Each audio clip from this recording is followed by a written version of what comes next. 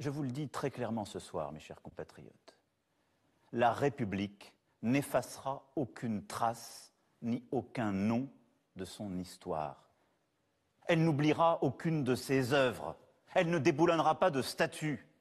Le 22 mai, à Fort-de-France, jour de la commémoration de l'abolition de l'esclavage en Martinique, plusieurs militants ont détruit 2 statues de Victor Schœlcher, connu pour avoir contribué à faire adopter le décret sur l'abolition de l'esclavage dans les colonies françaises en 1848. Ce geste fort s'inscrit dans une tendance plus générale dans plusieurs pays occidentaux, par exemple la France, les États-Unis ou encore le Royaume-Uni, pays dans lequel de nombreux militants font entendre leur voix en déboulonnant des statues de personnages historiques associés au colonialisme et à l'esclavagisme. Détruire des statues, ce n'est pas nouveau, c'est même très vieux et on pourrait prendre comme exemple lointain les symboles de la monarchie détruits en 1789, ou encore les statues représentant Lénine et Staline détruites dans les anciens pays soviétiques après la chute du mur de Berlin en 1989. Le geste de détruire ou déboulonner une statue est porteur d'une signification particulière que j'aimerais évoquer dans cette vidéo. Mais il ne s'agit pas que de cela, ce qui est en jeu c'est surtout le débat qu'ont soulevé ces actions militantes, en particulier en France.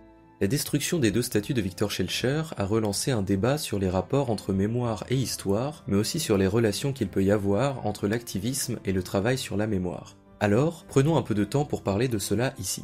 D'abord, il faut revenir sur la distinction entre l'histoire et la mémoire, car dans le débat qui a été ouvert, la confusion est souvent de mise, comme en témoigne l'intervention du président de la République Emmanuel Macron, que vous avez pu voir en début de vidéo, où il énonce, en faisant référence aux événements dont j'ai parlé, que, je cite, « La République n'effacera aucune trace ni aucun nom de son histoire ». Ce faisant, il reprend un refrain que l'on entend beaucoup dans le débat public, l'idée selon laquelle les militants qui détruisent des statues souhaiteraient effacer certains noms de l'histoire sans en laisser aucune trace. Alors, évidemment, ce genre d'argument est fallacieux, et il relève au mieux de la maladresse, au pire d'un procédé rhétorique qui consiste à confondre 2 notions pour légitimer un procès d'intention envers les militants qui ont détruit les statues de Schœlcher.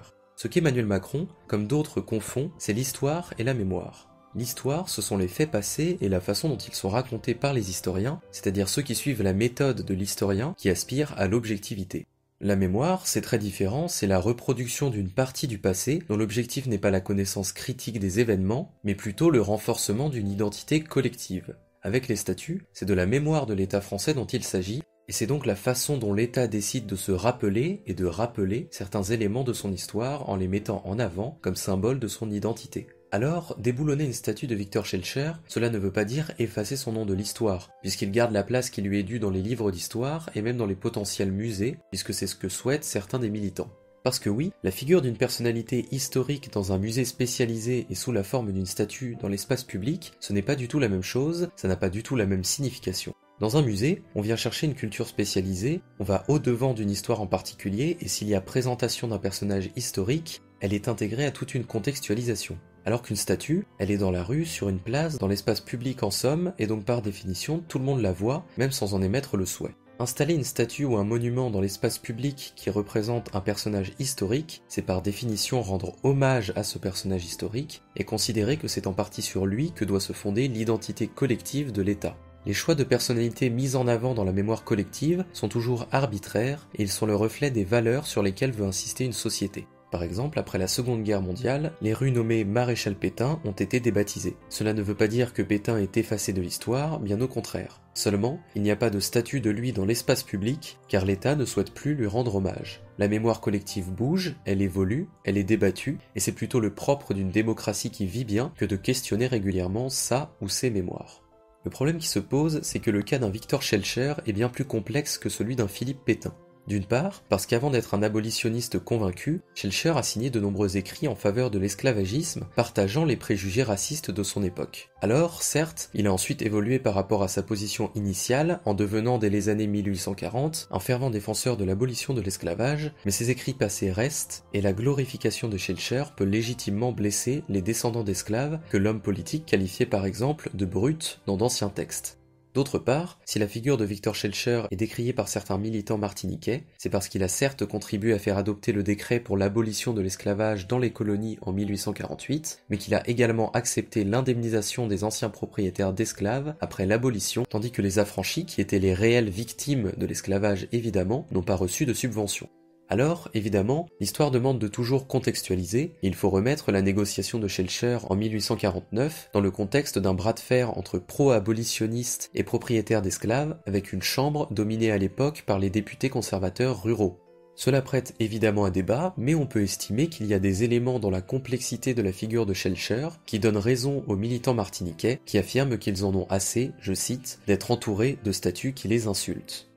Un autre aspect qui est intéressant dans cet exemple de Schellcher, c'est que le choix de mettre en avant comme symbole de l'abolition de l'esclavage en Martinique un homme politique blanc métropolitain est un acte politique significatif. C'est un choix de mémoire qui renvoie au fait que l'abolition a été obtenue par le haut, par l'État, c'est-à-dire en quelque sorte par la domination blanche. Sauf que c'est une position évidemment très contestée et contestable, et les militants qui ont déboulonné les statuts de Schellcher ont avancé leur volonté de mettre en avant dans les mémoires des figures d'esclaves noirs ayant participé à la rébellion dans les colonies, car si abolition il y a eu, c'est au terme d'un mouvement qui a débuté par le bas, par la révolte des esclaves qui ont transformé la Martinique en poudrière et mis l'État français sous pression. Les militants martiniquais qui ont détruit les statues voient donc une mémoire collective leur être imposée d'en haut par un État français souhaitant valoriser de grandes figures républicaines sans qu'ils aient leur mot à dire. C'est bien là le problème. Les militants martiniquais sont en situation de minorité et lorsqu'ils tentent d'ouvrir un débat public sur la mémoire en dénonçant l'insulte que représente à leurs yeux la célébration de Schellcher comme principale figure abolitionniste, ils ne sont pas écoutés, comme ça a été le cas avec la mairie de Fort-de-France qui a refusé à plusieurs reprises de faire retirer les statues. Alors, dans ce genre de cas, pour se faire entendre et réussir à ouvrir un débat, il reste les actions spectaculaires, et c'est justement le dernier point que je souhaitais aborder, le lien entre activisme et mémoire.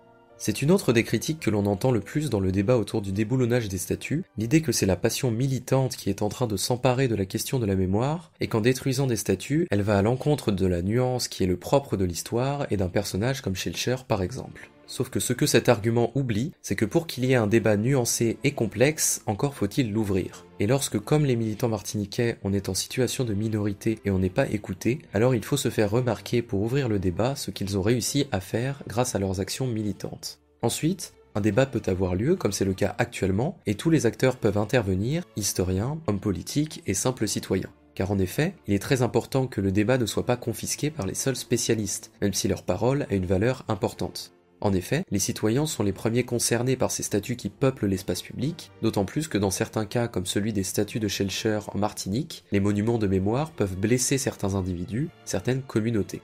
Dans ce genre de cas, ce qui prouve la bonne santé d'une république, c'est peut-être d'ouvrir le débat sur ces mémoires et ces figures, plutôt que de fermement écarter toute remise en question. Alors, qu'est-ce qui ressortira du débat? Qu'est-ce qui doit en ressortir? C'est une question qui se pose et à laquelle je vous invite à débattre en commentaire. La solution est peut-être, comme le préconisent beaucoup d'intervenants, dans une contextualisation systématique qui explique les aspects négatifs de ces personnages statufiés controversés, parmi lesquels on pourrait citer Colbert ou encore Jules Ferry, en indiquant quelles ont pu être leurs prises de position colonialistes. L'autre solution, plus radicale, serait de considérer que la République a suffisamment de symboles forts et rassembleurs pour se permettre de se passer de statuts de Colbert, de Jules Ferry ou encore de Victor Schellcher. Ce faisant, on ferait peut-être même un pas vers une mémoire républicaine moins fondée sur les grands hommes et plus sur les peuples et les masses. Sur ce sujet, je vous renvoie à une de mes précédentes vidéos, car c'est un débat à part entière. En attendant, réjouissons-nous de ce que les mémoires puissent être remises en question en France, et désolons-nous de ce qu'il ait fallu attendre de détruire des monuments publics pour le faire. Une démocratie en bonne santé, c'est peut-être une démocratie qui n'a pas besoin d'actes spectaculaires pour entendre ses minorités, et qui sait cependant les tolérer quand ils sont nécessaires.